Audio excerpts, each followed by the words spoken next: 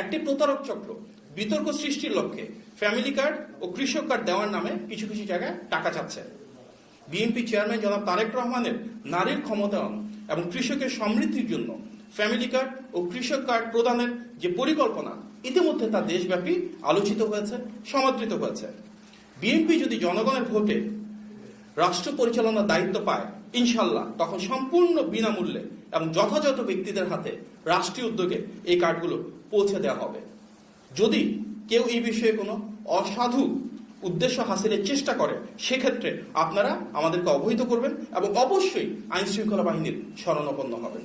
নির্বাচন সংক্রান্ত আইন, বিধিমালা ও নির্দেশিকা সম্পর্কে তথ্য দেওয়ার পাশাপাশি ভোটারদের অভিযোগ, পর্যবেক্ষণ ও গঠনমূলক মতামত গ্রহণের উদ্দেশ্যে বিএনপির পক্ষ থেকে ইলেকশন হটলাইন 16543 এবং নতুন একটা হোয়াটসঅ্যাপ হটলাইন, যেটির নাম্বার 01806-977-577।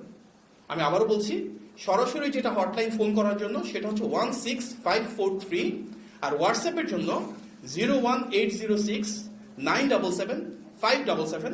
সেখানে যোগাযোগ করার সুযোগ রয়েছে। শহর ও গ্রাম সহ পুরো দেশব্যাপী সকল নাগরিককে সম্পৃক্ত করে একটি স্বচ্ছ, গ্রহণযোগ্য এবং নাগরিক বান্ধব নির্বাচন পরিচালনা এবং পরিবেশ গড়ে তোলাই আমাদের মূল লক্ষ্য। ইতিমধ্যে এই হটলাইনের মাধ্যমে অসংখ্য মানুষ যোগাযোগ করেছেন, বিভিন্ন বিষয়ে সমাধান পেয়েছেন।